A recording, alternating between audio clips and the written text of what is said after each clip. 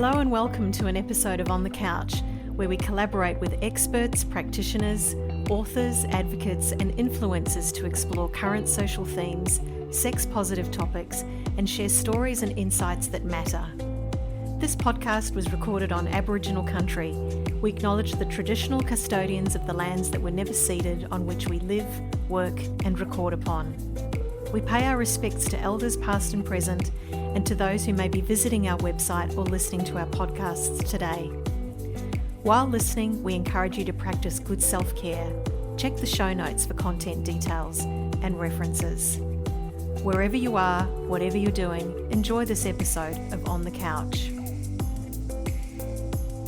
It's my absolute pleasure to host Danielle May Kaplan and Egan McGee on the couch. And I'm so looking forward to exploring some really interesting topics in the queer space. Important topics like trauma-informed practice, collective holding, mutual aid, community relationships, mental health and well-being.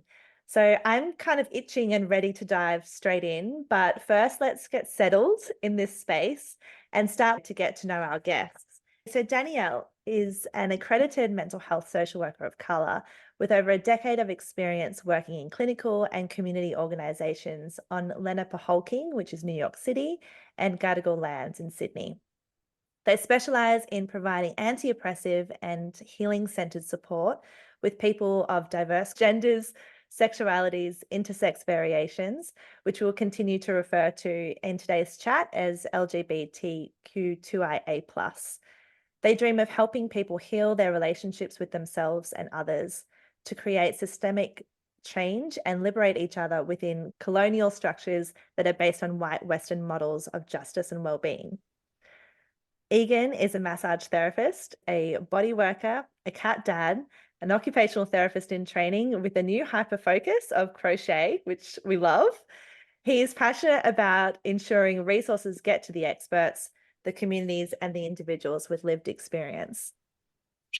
So they were just some highlights from your bios, but I recently came across psychotherapist Leah Manema from Co-Culture on Instagram and really resonated with their work around indigeneity and collectivism. What I loved about their resource was this concept of fields of existence, right? That our beings are a field of activity made up of stories that we've been told, our ancestors that have existed, the land under our feet, and the places that we stand. And all of these forces form who we are in this moment as contextual beings. So I'd love to get started with both of your stories and how you define and locate yourselves and what your coordinates of belonging are. So I'll hand over to you. Thank you. Thanks so much, Maddie.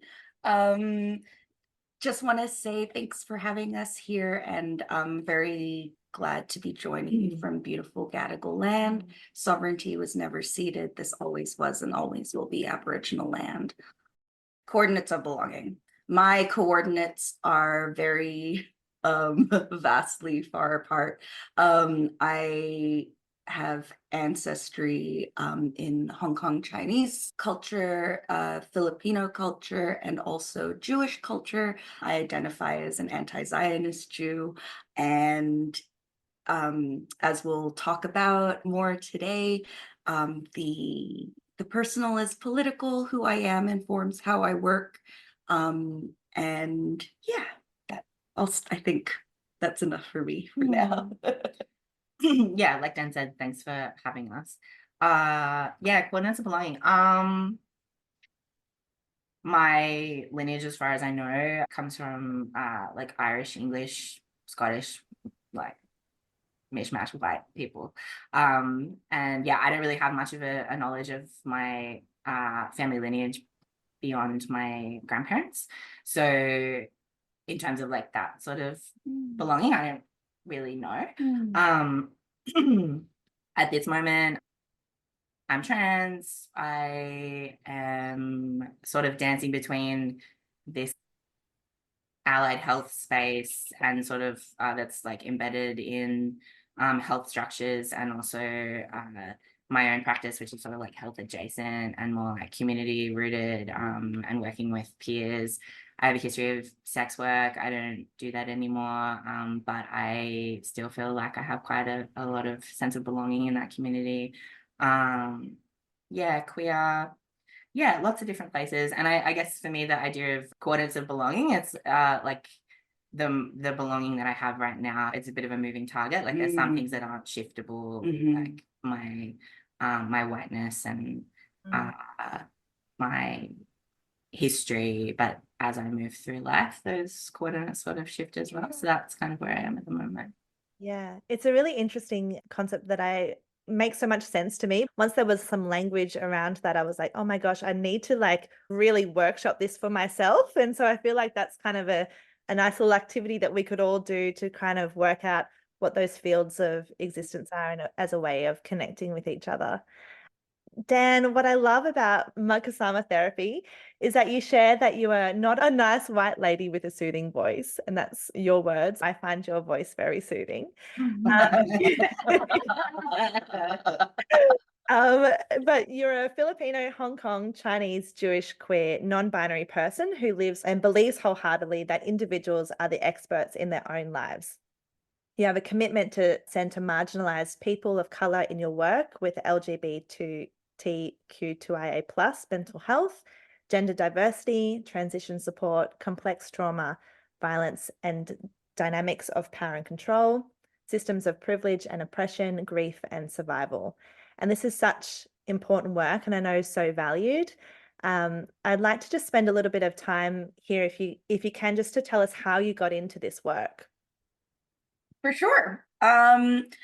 I think being a neurodivergent, kind of multiply marginalized person, growing up, I was always oriented towards a particular sense of justice and also just having really big feelings all the time, especially with like living in the diaspora and having migration experience, and also being the descendant of survivors of trauma and genocide. I think that really shapes how I got into this work, because concepts of justice and the lack of it has always been around in my life.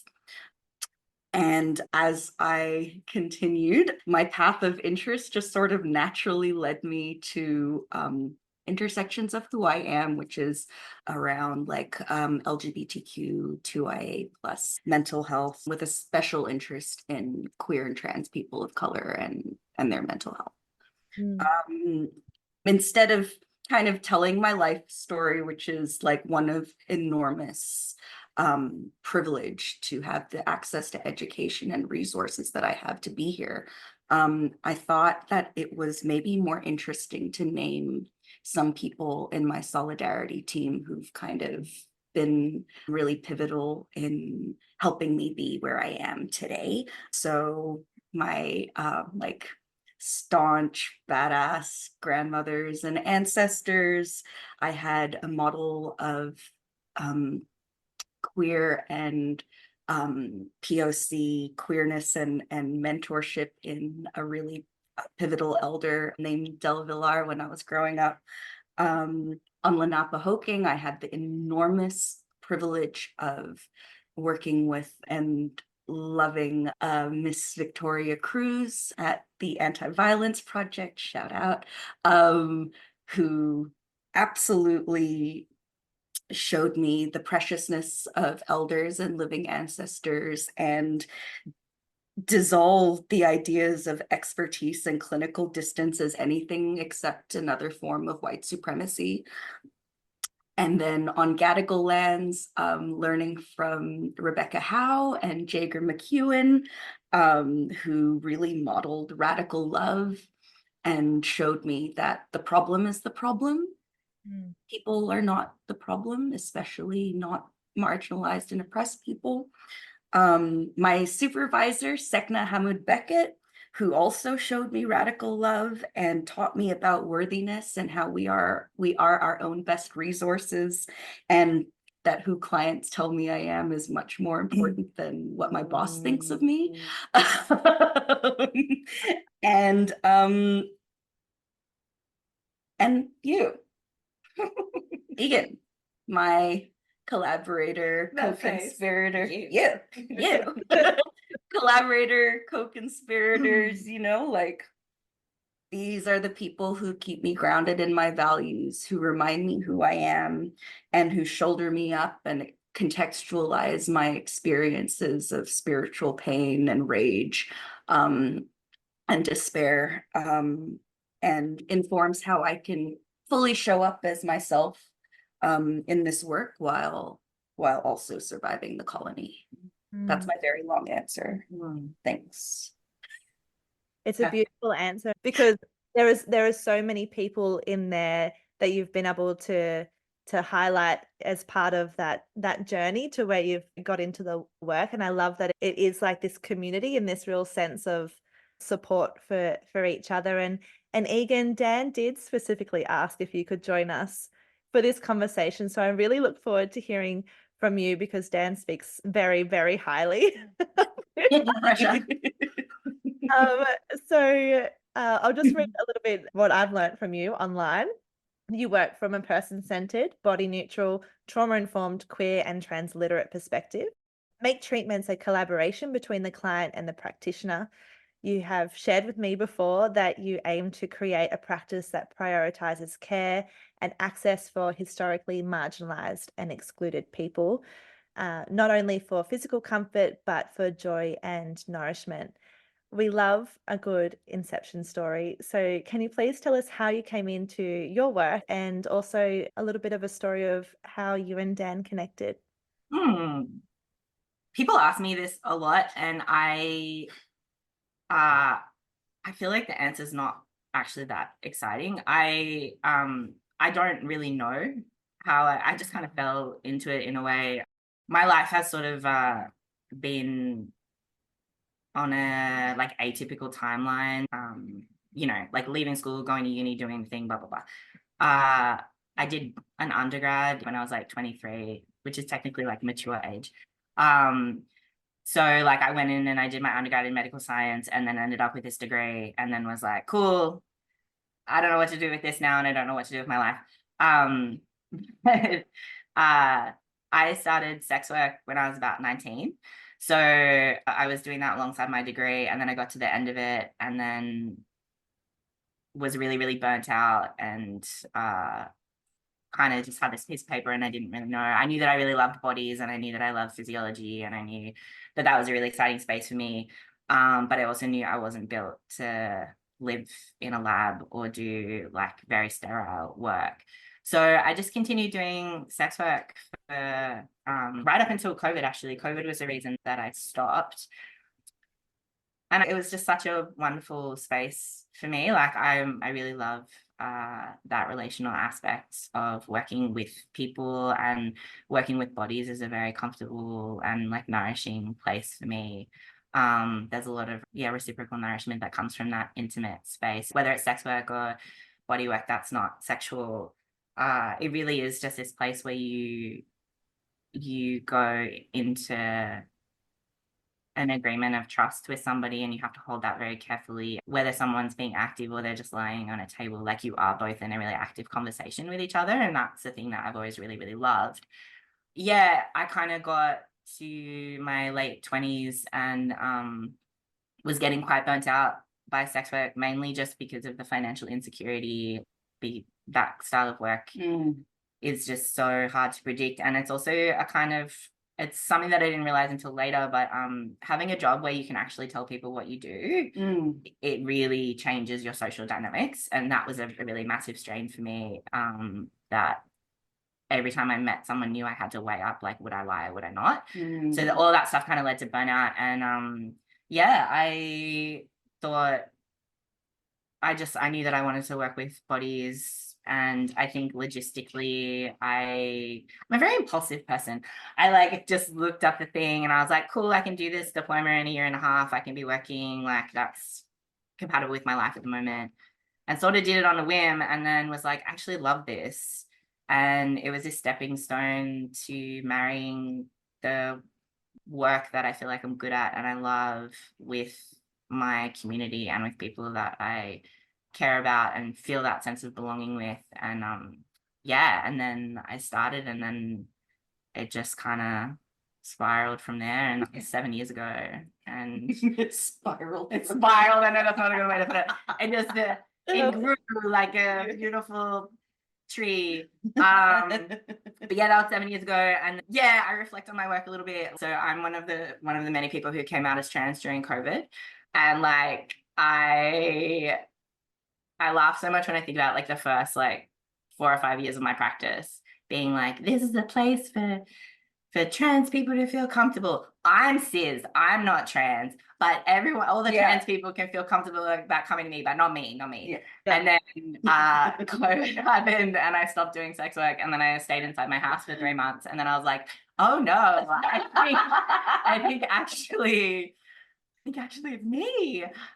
That's kind of what I mean by like reciprocal stuff. Like every little interaction with the people that I work with has added some level of like reflection on myself or growth in myself, or, you know, there are very few spaces where I feel completely seen, and I'm really lucky to have a workplace where I do feel that 9% of the time. Yeah. So, and that's just because I have the best clients in the world. And like that's also informs kind of how we connected. Not that I even remember exactly I don't remember either. how we met, but I think like finding shared values in each other and feeling safe to grow and be creative, and also just like despair with each other. When you Yeah. find your people, right? Like Yeah. it all just makes sense when you find your people. I think actually our relationship really deepened like through lockdown stuff, because I think for both of us, the people that we were working with, the repercussions of lockdown and like just the whole intensity of that couple of years, our people were managing so much. And I think our relationship really started by looking to each other for professional like peer support through that. And then yeah, that just sort of grew into more of a friendship. Yeah, I love that. I've been reading into the integrated framework, which includes a response-based practice, narrative therapy, somatic, trauma-informed, and healing-centered approaches. You said that respectful therapeutic relationship is more like walking alongside each other rather than a top-down power dynamic, which I obviously love that idea of co-creating spaces that are client-centered. It sounds super collaborative and safe to explore and be curious in the practice. And I can kind of feel that already in the introduction and the conversations that we've already had. Dan, can you share why you walk alongside a client and how they are experts in their own lives? Sure. So I think the important thing to acknowledge first off is that we are all working within an inherently white supremacist and colonial health system and many other arms of white supremacy and education and I mean welfare, everything. It's inescapable. And so power dynamics exist, and therapists hold incredible power as an extension of that colonial system in the room and in the world. And this power dynamic can very, very easily reinforce trauma and violence, especially with multiply marginalized people. That's what I hear a lot as well when people come to me. I believe that it's my ethical obligation, it's a therapist's ethical obligation to share power as much as possible in what Vicki Reynolds calls bridging the power vortex, which just says like, we are not equals entering this room under the gaze of white supremacy. And if I don't name it, then it won't be named. And people are very rarely treated as experts on their own lives in the arms of colonial systems.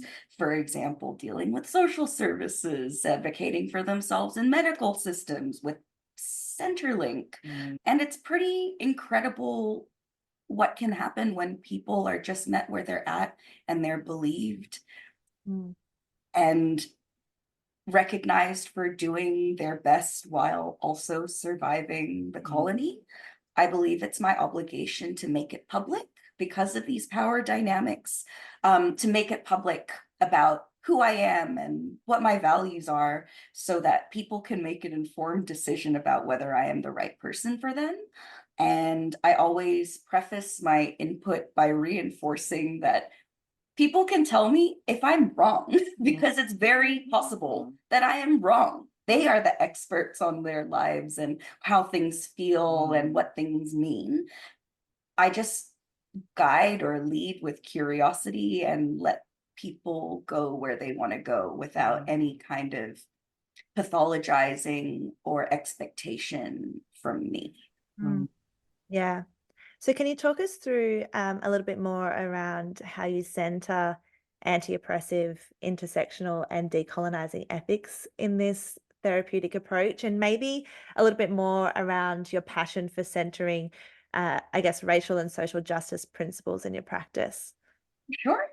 So I think one of the best or the simplest ways that I center anti-oppressive ethics and decolonizing ethics in my work is by allowing myself to be myself and to be an active companion, collaborator, co-conspirator, and gate opener wherever possible as clients go where they want to or need to process that day without judgment, expectation, or pathologization.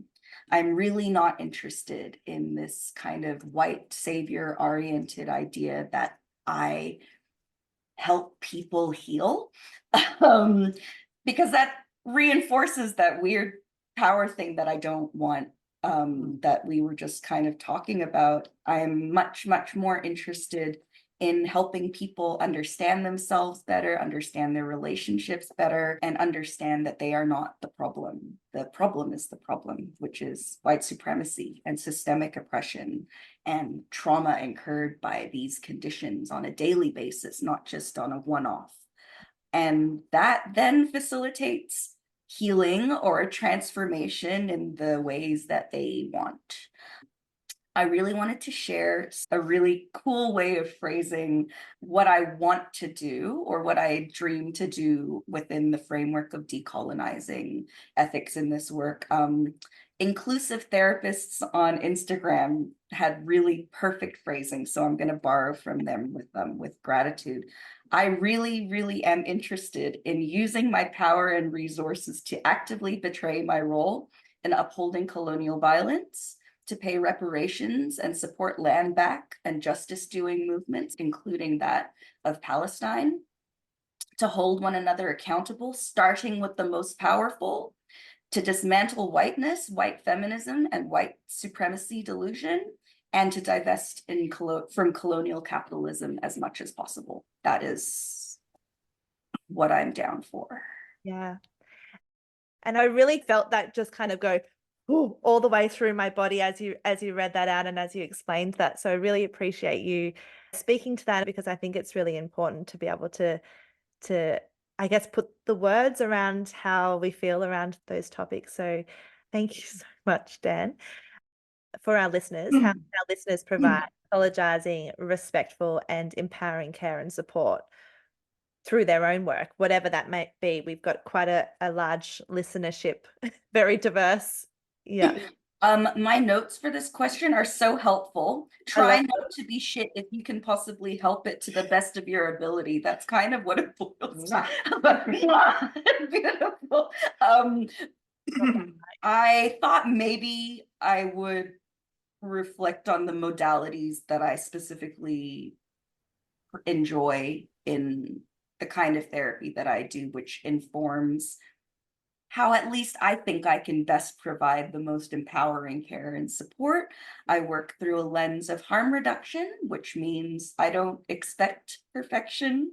Perfection is a myth of white supremacy, and expecting abstinence or any kind of black and white totalizing behavior or outcomes is actually not sustainable, not reasonable, and not very human.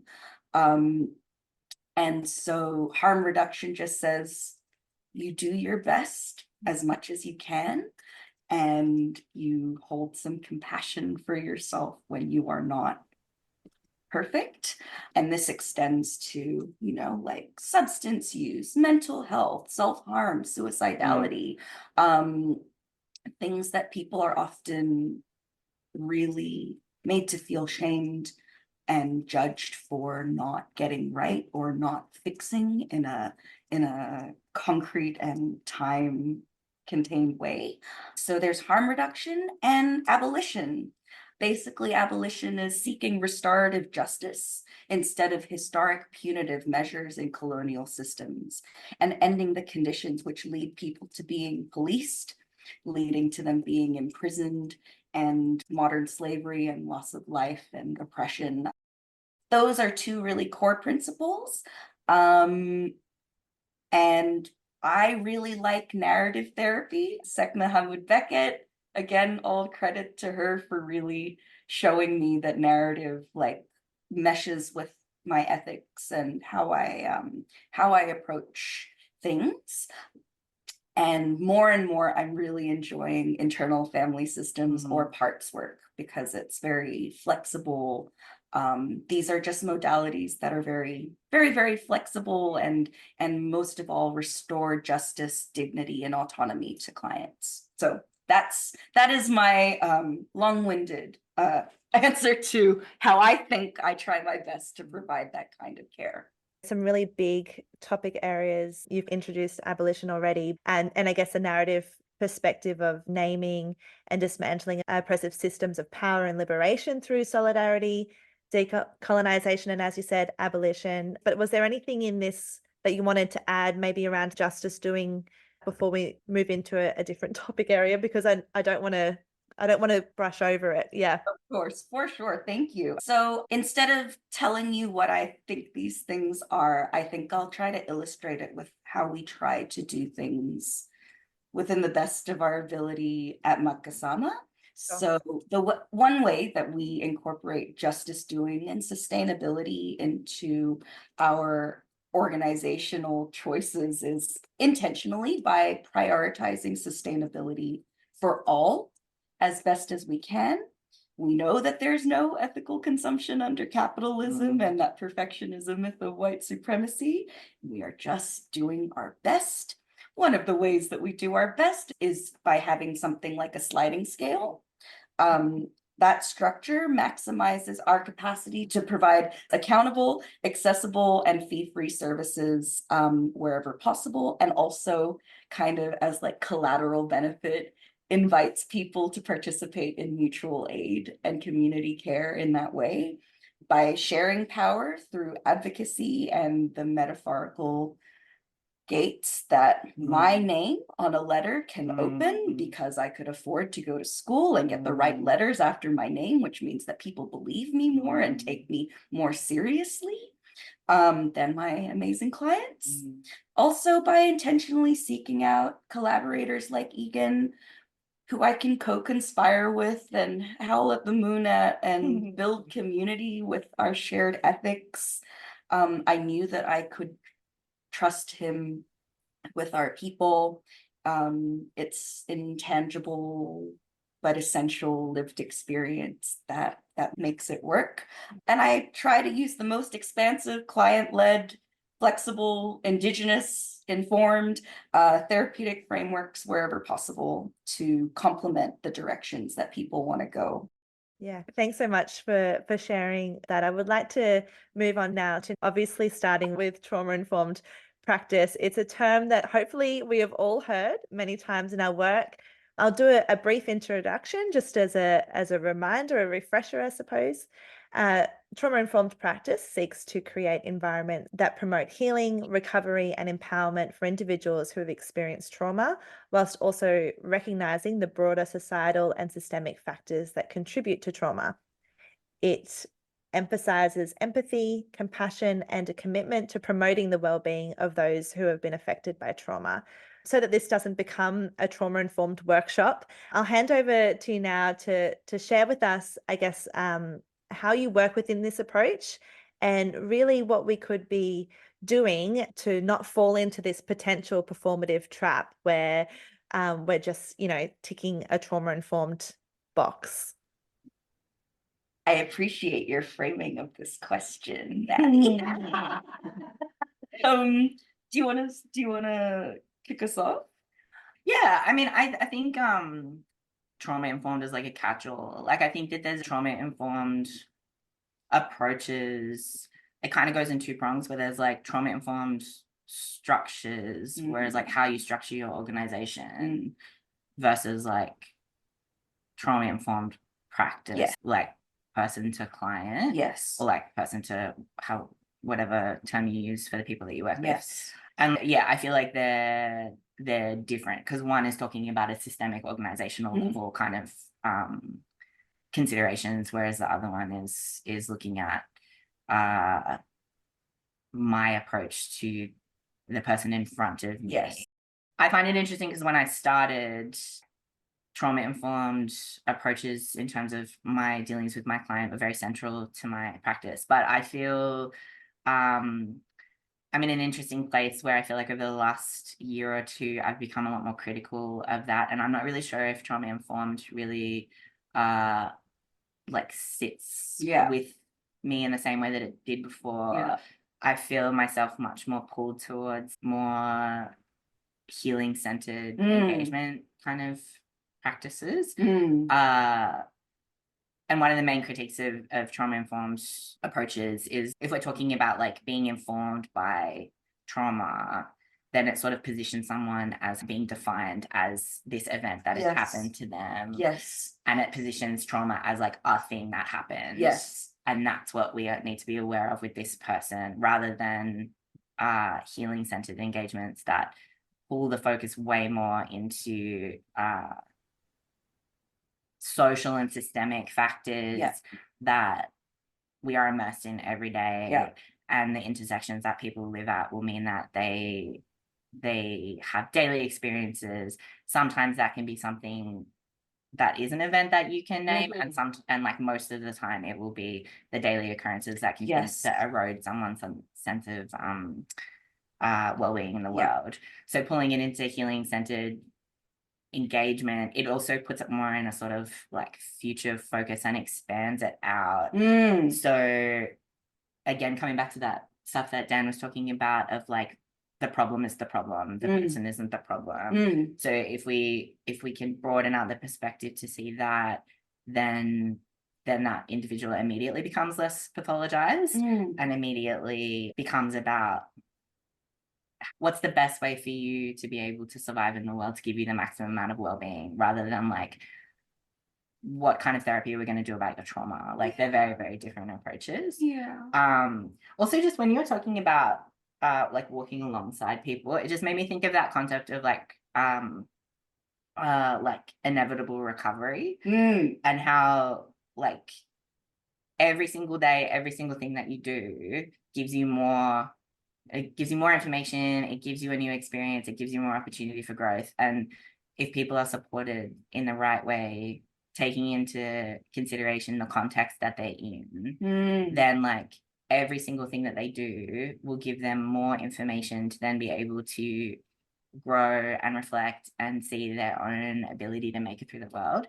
And with the right support, like it's just inevitable that somebody will get to where they want to be. Like we're just really there to kind of do the holding as we go, but the person like being able to engage with the world in the ways that they want and need to, and not just for being like a self-improvement project, like letting go of that and being like, actually what makes you happy, like and moving with that. What you just said reminded me of something that a couple of the people that I mentioned earlier in my solidarity team, Rebecca Howe and Jager McEwen, really taught me that the goal is not for us to work forever or to to facilitate that forever. The goal is to share skills, share knowledge, so that one day, hopefully, we're not needed. Like my dream is to work myself out of a job. Yeah, I think that, does that kind of mesh with what you were talking about? I mean, I think like, yes, also like for a lot of people, we will always need Yeah. support, Absolutely. but also that doesn't necessarily mean therapeutic support. Yeah. It means like, it's again coming back to that idea of the landscape that we live in. Our skill sets of therapists are siloed, right? Like there is gatekeeping around knowledge of how to support people. Yes. And this is different depending on what communities you belong to, what your experience is with community care, like cultural considerations. My context here, I feel like you have therapy people do this, social workers do this, you know, but like, generally my experience of social community, we're quite deprived of the skills to be able to support each other in that community way. And like the things that were kind of taught straight away is like, if you need help, we'll send you here. And so I think it kind of marries with that of like, I would love to be put out of a job, but I think for that to happen, it's again at that systemic level. Yes. Yeah, For sure. also like the thing of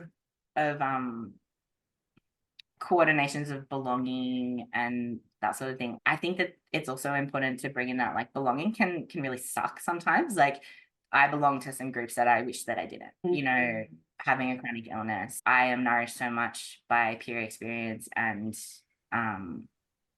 connections with community of people who have chronic illness. I kind of really wish I wasn't though, like, you know, and I think holding that in mind, that belonging is very meaningful and a key part of wellness, but also like it's saddled with a lot of grief. And I guess I'm tying that into like trauma-informed approaches of like, yes, we want to be strengths-based. Yes, we want to be looking forward, like future-focused and bolstering people's sense of self-efficacy. But I think holding that in mind as well of like, actually some stuff just sucks and it will spill. And there are days when it sucks less, but it just does. And that doesn't inherently mean pathology. That just means like some things just aren't very nice. And it makes me think back to, you know, those fields of existence that Leah talks about, and she gives this great definition of self-sovereignty being this ability to have autonomy and dignity over our own field. And I feel like that really kind of connects with what you're saying, you know, that the more that we nurture, relate, and are curious about speaking to our relationships with our coordinates of belonging, the more autonomy and dignity we have over our fields of existence, the more ungovernable we become, and the more we're able to find each other and I guess bond through our resistance and our commitment to healing. And I guess then the more agency we have over the work and the way that we move ourselves throughout the land and how we shape our world. And I think that really kind of connects with what you were saying then around belonging. And the other thing that I was thinking about was this sense of holding. And I want to talk about collective holding. It's a term that our listeners may or may not be familiar with.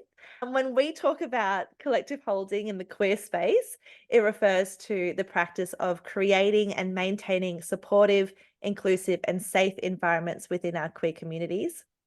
It involves individuals collectively supporting and uplifting each other, especially in the face of discrimination, prejudice, or marginalization based on sexual orientation, gender identity, or expression.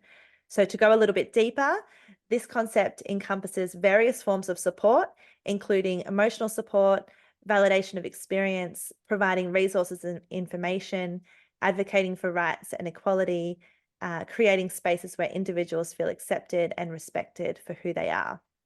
Collective holding recognizes that systemic oppression and societal stigma can negatively impact the well-being and mental health of queer individuals, and it encompasses the importance of community solidarity and mutual care, which you both have touched on already, as a means of resistance and empowerment. So that's a little introduction of collective holding. But in practical terms, collective holding can manifest through community organisations, support groups, online forums, social events, other platforms where queer individuals come together and share experiences, help and build connections.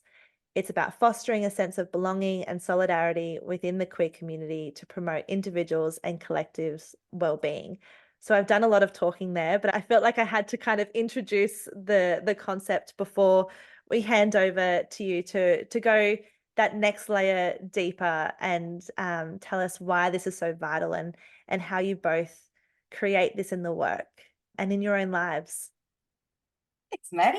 I thought it might be helpful to reflect on the particular dilemmas and also the healing potential of working within the same communities that and that we live within. Why it's so hard but also why it's so worth it. In the spirit of decolonization and deconstructing white supremacist ideals of clinical distance. And honoring ancestral ways of showing up for each other. I'll talk a little bit about how like clinical distance is something that shows up a lot, at least for me, especially when my imposter shows up and says you're not good enough or you're not working the right way, because what we are taught is good practice is often what re-traumatizes people who we work with, because it's based on white cultural norms and white institutional norms of justice and well-being. My supervisor, Sekna Hamoud Beckett, taught me about radical love. I remember when I was earlier in my career and I raised like, I keep feeling like because I am in the same community that I am too close, or that my boundaries must be bad because I feel or I relate so deeply to the people that I'm working with. Sekna taught me about this idea of radical love, which is that we can have a radical kind of love for the people who we work with, who we are taught as clinicians we are more knowledgeable than, or have to be distant in a particularly clinical way with as a way of reinforcing good practice. She really dissolved that for me to say, like, that is white supremacy at work. We can have radical love for ourselves, for the people we work with, as has been done in ancestral ways since time immemorial. It's how we come up, how we are accredited, qualified, credentialed, really shapes how okay you feel with bringing those parts of yourself into the work, because according to white Western medical models, if you are not clinically distant, then you have bad boundaries. Yeah, but we're not robots. Yes. Right? And I don't want to be a robot either, because I feel and I have empathy and I have compassion and kindness and I feel connected to that person. And how could you not, you know? Yeah. If I can expand on that just a little bit more.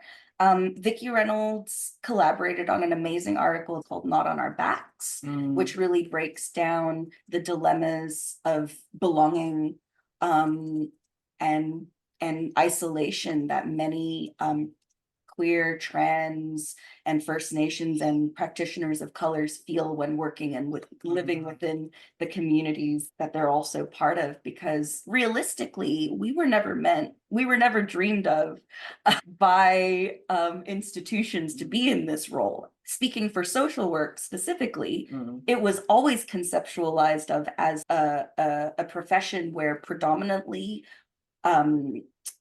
privileged or upper class or upper middle class white women would have the skills and knowledge to go into other communities, particularly marginalized communities, to disperse, to hand out judgment and guidance and whatever, and then to go back to their nice intact bubbles that are totally separate. People like us were never dreamed of to be here, to have these dilemmas. So when we do have them, or when institutions reflect that back on us and say, your boundaries are shitty because you're empathizing too much, or you're feeling implicated in what you're working with, and it reinforces itself over and over like this. So we were never imagined of being here. There's no real template.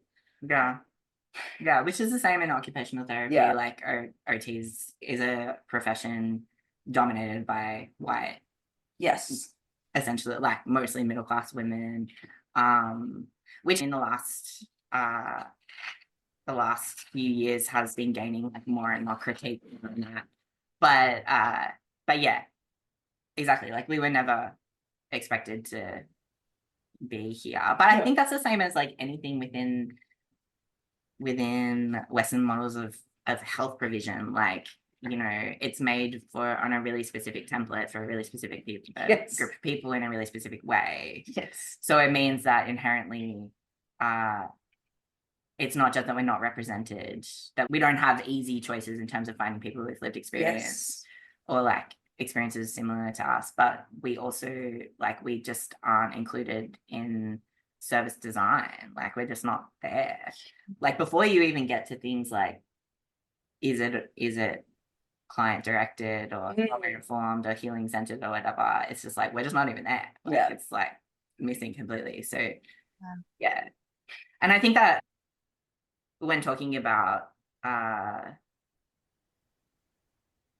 boundaries and like working within the same communities that you're part of, I think that brings up a really essential question of how fair is the distribution of labor on that, and the lines between prioritizing the voices of people with lived experience to be able to show up for their peers, but that doesn't mean that we are the only ones that should be holding the labor of this. And when you are working with people, like when you're holding people in whatever modality it is,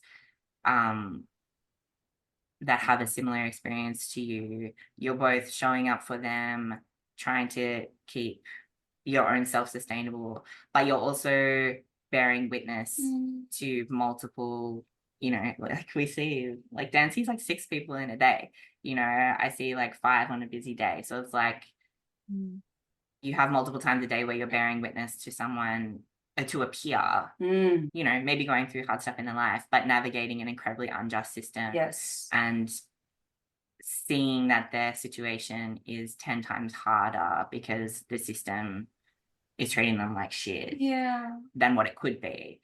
And so like that is a really deep, and like Vicki Reynolds talks about it as like spiritual pain. Like that's what leads to burnout. Like that's what our burnout is. It's about it's that extra dimension of labor as a person working with people that you know what it feels like in a vague way. Like nobody's experience is ever the same, but like we see our people and we care for them and we have that radical love for them and we know that they have everything that they need.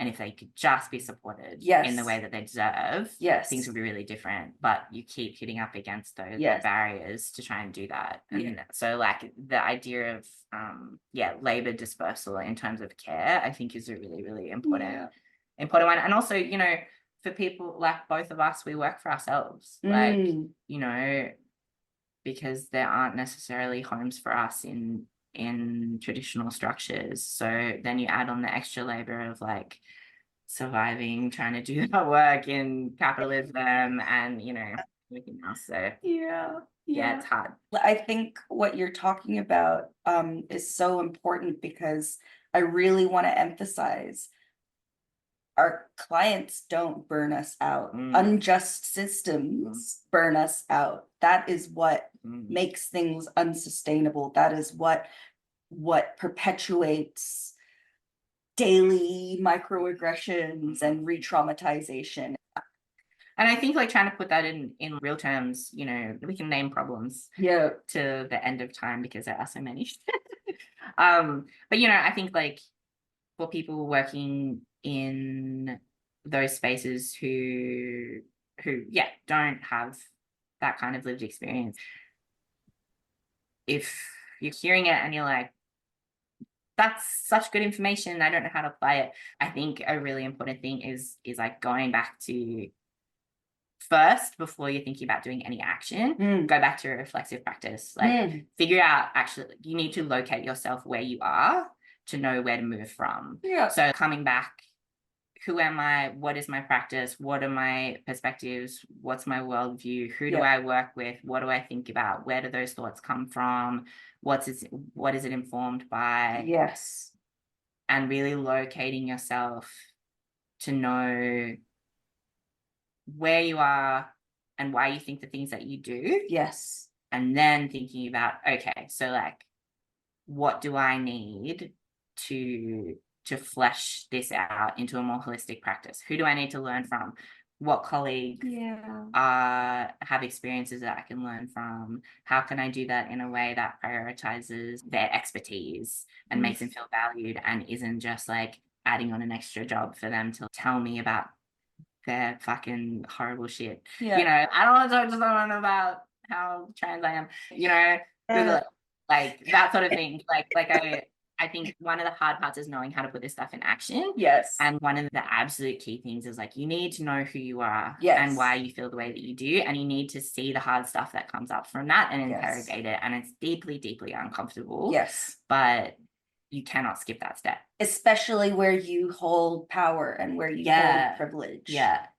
And think about your interactions with your colleagues. Definitely your colleagues. Like, you have to think about your colleagues as well as your clients. Yes. Like, if you are not working well with your colleagues, you are not working well with the people that you're seeing.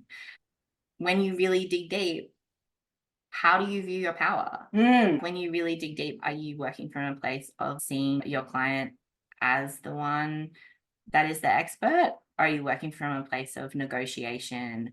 And negotiation is such a tricky word because it deeply implies coercion. Like, if I'm negotiating with you, I'm trying to draw you to a middle space where we can agree. That is really different from hearing you and working with you where you're at. And these things that seem like tiny little nuanced pieces, like, they all stack up to the bigger picture. And that is how you get to a place where you actually can say that you are trauma informed or you're working from a decolonized point of view, because those are really nice words, but you have to know what they mean, and you have to be able to say, this is how it applies to me, and actually have something meaningful to say. Yes. Yeah. That work is never done. It's never done. We are not speaking from this high horse of being like, yes, we are decolonized and we're going to teach you how to decolonize. Like, we are settlers. And we are the recipients of unjust privilege and power in this colony. Also, like, when you do that work, when you mess it up, it becomes so much easier to deal with it. Yes. Because the more you know who you are, the more you understand that you're fallible. Yes. And when you inevitably make a mistake, which you absolutely will, which we do all the time and we will continue to do forever, it means that you have more of a framework to be like, oh shit, that thing, this part of me overstepped that time. This is a thing to be aware of. How can I work that in and integrate it? Yes. Whereas when you're in a space where you are blind to the different parts of you, when you make a mistake on something, it is going to feel absolutely crushing. And it will make you feel like you are the worst practitioner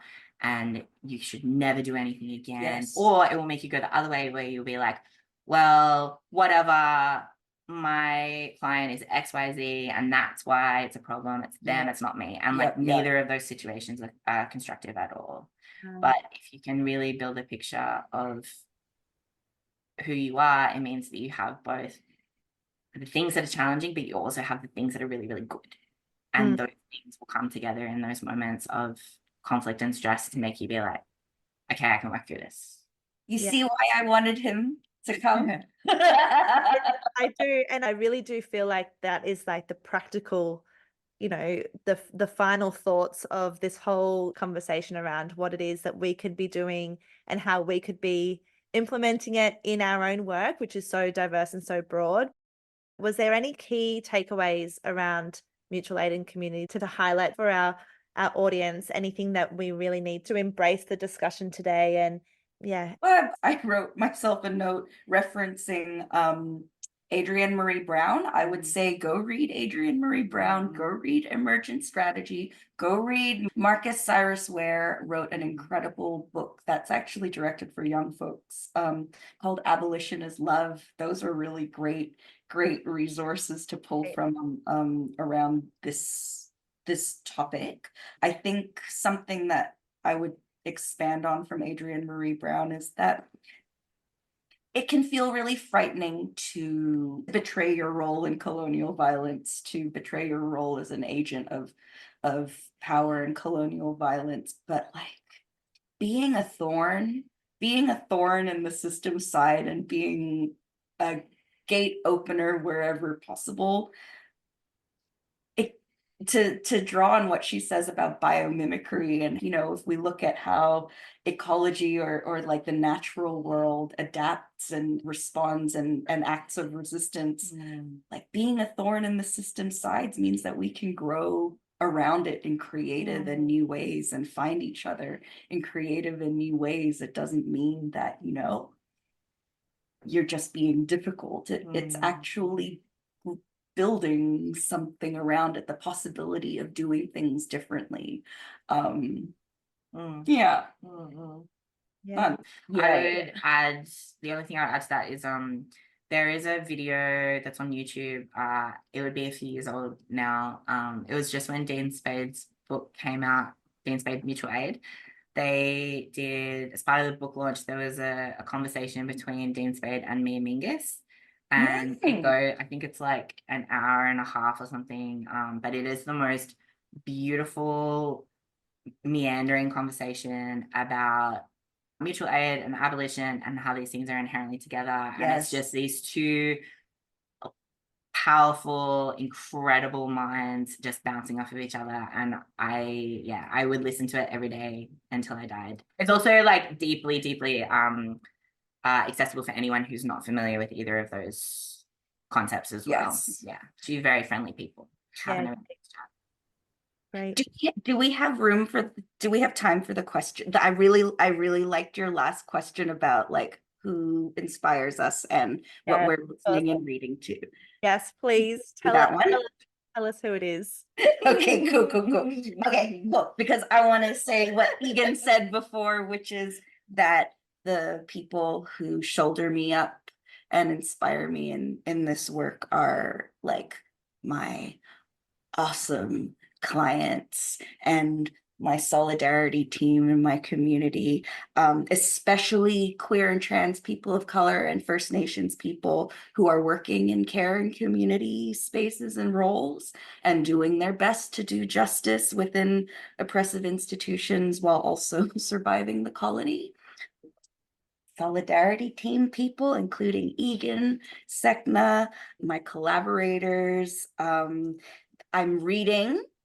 I want to say I'm reading Tian Zhang, who is one of my collaborators, wrote an incredible piece called A Manifesto for Radical Care, or How to Be a Human in the Arts. To be fair, I am rereading that. It's not new to me, but I just love it. The value of experiential learning and lived experience within OT training, co-authored by one Mr. Egan McGee very recently, baby's first published article. And Sweatshop has a new anthology out now called Povo, and it is incredible. Get it at any cost. Get it from Sweatshop. Get it I think maybe Glee Books also sells it. But the first story is it'll get you and keep you. from there. So think there's some really good ones in there that we haven't already got on our What We're Reading library, which is on our website, but we also recently launched a Goodreads account, and so a heap of stuff into our Goodreads, so we can add some of those in there for our audience to keep track of as well. Gonna spam you. Yeah. Yeah. Exactly. Thank you so much. It's been such an honor and a real privilege to have you both on the couch. It's been really special and lots of takeaways. So thanks very much. Thanks so much, Maddie. Thank you so much. Thanks for listening to On the Couch. We create this podcast because we are allies in actively challenging discrimination, microaggressions, and exclusionary behaviours. We want to create spaces where people feel safe to share their thoughts, knowing they will be heard and respected. Such an environment fosters collaboration, innovation, and contributes to a more inclusive society. Connect with us on Instagram and Facebook, where you can share On the Couch with your colleagues, friends, and family. On the Couch is made by Jennifer Farinella, Naomi Verrett, Maddie Stratton, and Winnie Adamson. Until next time, peace, love, and protection.